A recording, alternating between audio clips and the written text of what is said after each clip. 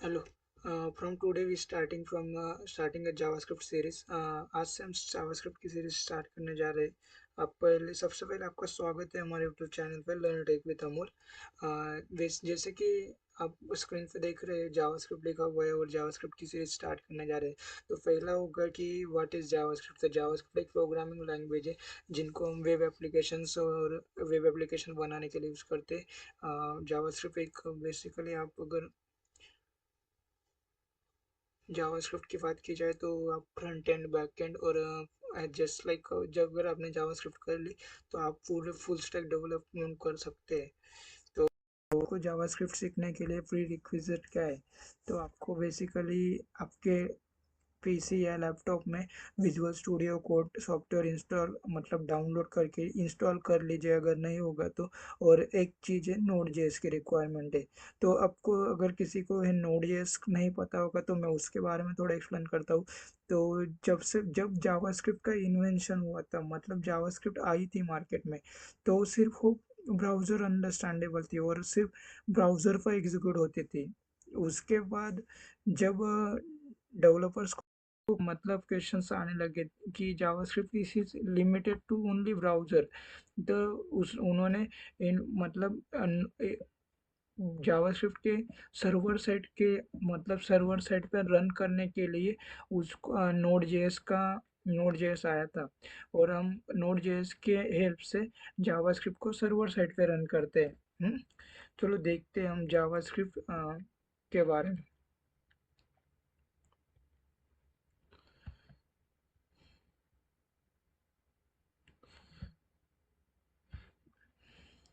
तो basically JavaScript एक programming language है अपने आपने देखा। तो ये वेब डेवलपमेंट में यूज़ होती है मैक्सिमम। वेब डेवलपमेंट में उसका यूज़ होता है।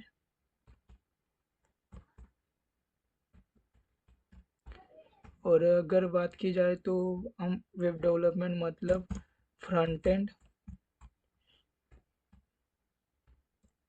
में अपने पास फ्रेमवर्क लाइब्रेरीज अवेलेबल है जावास्क्रिप्ट की, रिएक्ट जेएस। अगर इसके मतलब एक इंट्रोडक्शन ले लेते हैं। एंगुलर और बैकएंड के लिए अवेलेबल है नोड जेएस।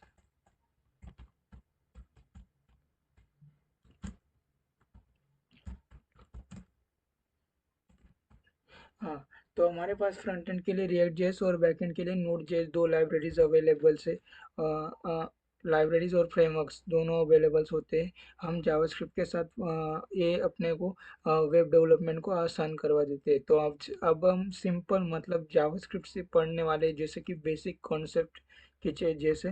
तो हम पहला कंसेप्ट देखने वाले जावास्क्रिप्ट में आइडेंटिफायर्स।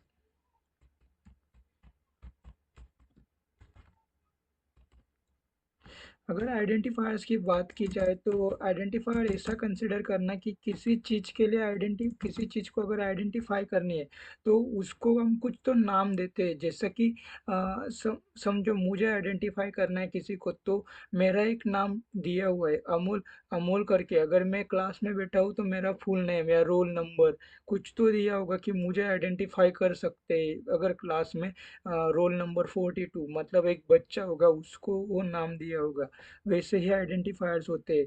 तो हम देखेंगे जैसे कि आप आगे बढ़ते जाएंगे तो आपको समझ में आएगा कि मेथड्स के नेम,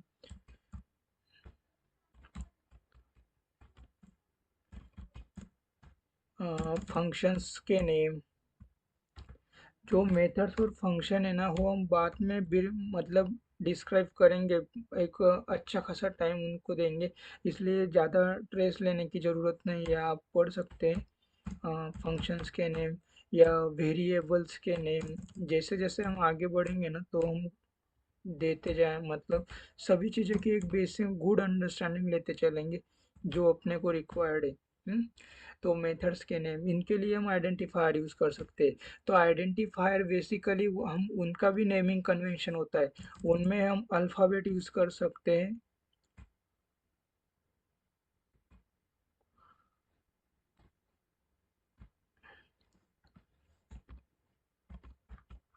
अल्फ़ाबेट्स यूज़ कर सकते हैं और सिर्फ और डॉलर और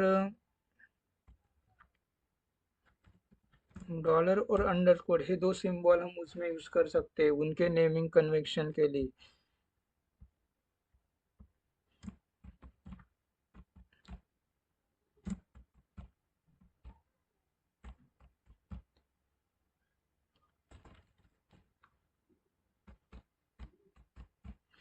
अल्फ़ाबेट्स और डॉलर्स यूज़ कर सकते हैं, दो स्पेशल सिंबल और अल्फ़ाबेट यूज़ कर सकते हैं हम उनके नेमिंग कन्वेंशन के लिए।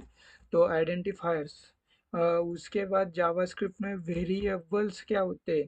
तो वेरिएबल्स एक ऐसी चीज़ होते हैं कि जैसे कि अपने हम कंटेनर होते हैं अपने घर में, कि हम किसी को मतलब हम किसी चीज़ में शक्कर रखते हैं, किसी चीज़ में चाय रखते हैं, तो हमारे घर में जैसे कंटेनर होते हैं कि हम आइडेंटिफाई कर सकते हैं, मतलब हमको पता चलता है कि इस कंटेनर में चाय भरी हुई है। वैसे ही चाय भरने के लिए जो कंटेनर यूज़ होता है, वैसे ही हमारे जावास्क्रिप्ट या प्रोग्रामिंग मतलब जावास्क्रिप्ट में किसी वैल्यू को होल्ड करने के लिए हम यूज़ करते हैं, किसी वैल्यू को होल्ड करने के लिए हम वेरिएबल यूज़ करते हैं।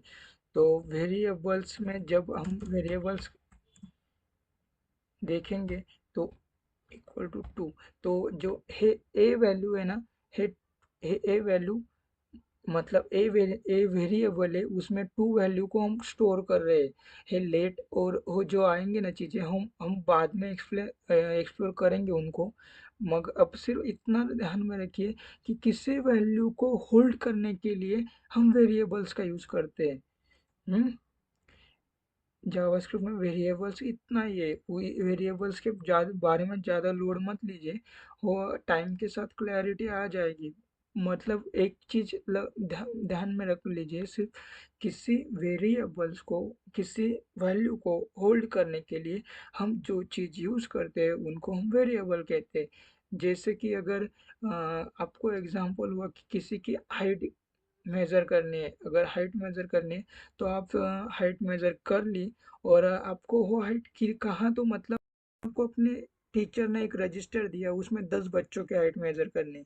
तो आपने 10 बच्चों की हाइट मेज़र कर ली और आप सोच रहे हैं कि आप डायरेक्टली जैसे कि 6.55 6 ऐसा नोट कर दे रहे, पर उसके बाद में अगर जब आपका टीचर आएगा तो उनको कौन सी हाइट किसकी किस बच्चे की है जो चीज़ है वो समझने के लिए उसको कुछ तो आइडेंटिफाई मतलब कुछ तो नेम देना पड़ेगा ना।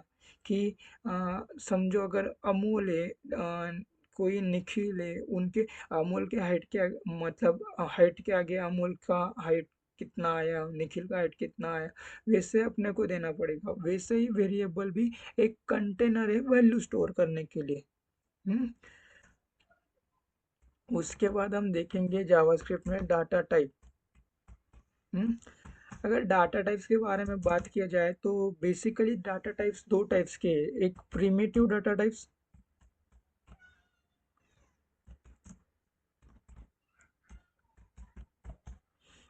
और non primitive.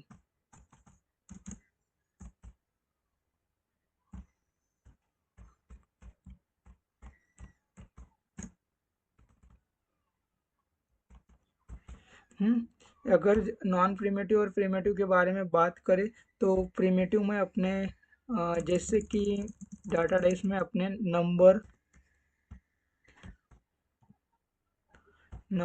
Number data types जो है, मतलब पहले हम डाटा टाइप क्या है वो देख लेते हैं।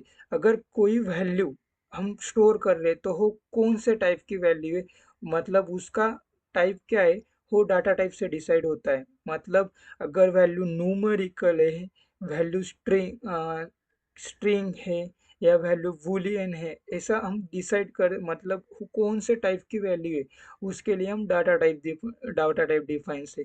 तो बेसिकली डाटा टाइप्स दो टाइप्स के हैं, एक प्रिमिटिव डाटा टाइप्स और नॉन प्रिमिटिव डाटा टाइप्स। जब प्रिमिटिव डाटा टाइप्स के बारे में बात करेंगे तो नंबर्स आएंगे, कौन सी भी एग्जांपल मतलब कौन से भी न्यूमेरिकल वैल्यू होल्ड करने के लिए, जैसे कि 1 वन मतलब floating value, double value, all value चलेंगे।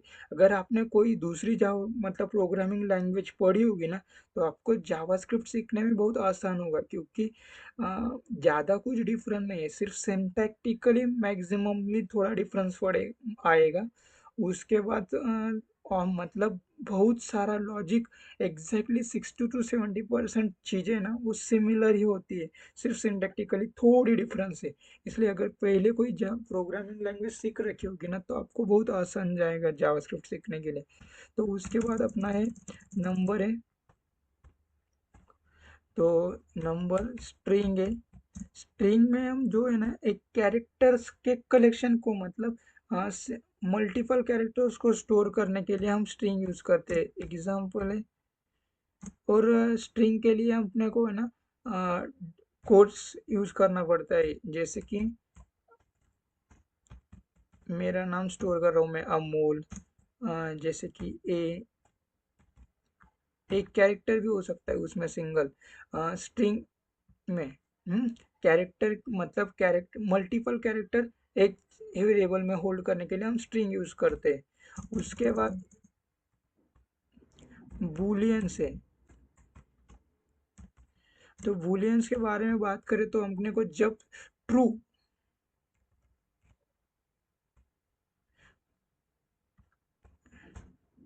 हाँ बूलियन के बारे में बात करें तो जो अपने को जब ट्रू और फॉल्स दोनों में से एक चीज डिसाइड करनी है, मतलब स्टोर करना है, तो हम बूलियन डेटा टाइप यूज करेंगे। उसके बाद हम हमारे पास हमने देखा नंबर, स्ट्रिंग, बूलियन। अब हमारे पास आता है नल। नल मतलब आपने कोई दूसरी प्रोग्रामिंग लैंग्वेज देखी होगी, तो उसमें नल कोई नल नाम का कोई डाटा टाइप्स नहीं होता। अगर हमको इंटेंशनली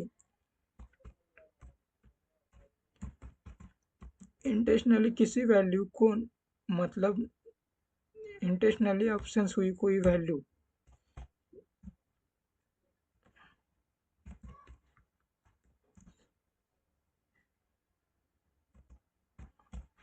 तो हम उसको नल से डिनोट करेंगे। और अपने पास आगे आएगा अनडिफाइंड।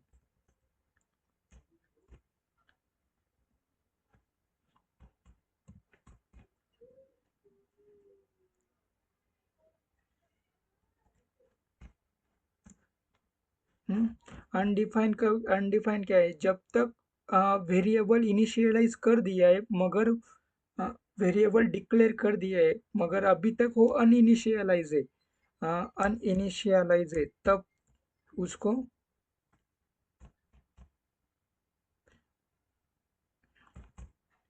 तो उसका टाइप बाय डिफॉल्ट अनडिफाइन आ जाता है।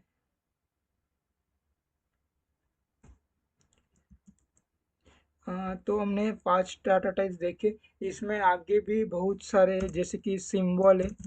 सिंबल दो यूनिक मतलब सिमिलर चीज को यूनिक के लिए यूज करते हैं हम।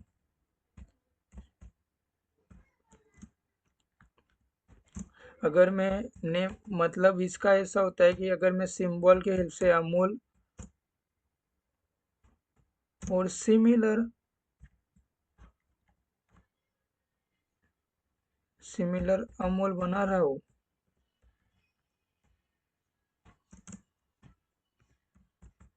तो है मतलब नॉट इक्वल होंगे और इनका वैल्यू ट्रू आएगा। हम्म समझा आपको? तो ऐसे ही अपने प्रिमिटिव डेटा टाइप्स हुए, और नॉन प्रिमिटिव में ऑब्जेक्ट आता है जो हम अपने रिक्वायरमेंट के हिसाब से सेट करते हैं।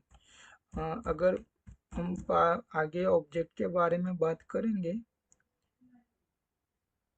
तो ऑब्जेक्ट मतलब एक ऐसी चीज होती है कि हम कोई भी चीज, जैसे कि हम एक ऑब्जेक्ट बना के देखते हैं, तो हम ऑब्जेक्ट एक हर चीज की वैल्यू फियर में स्टोर करते हैं।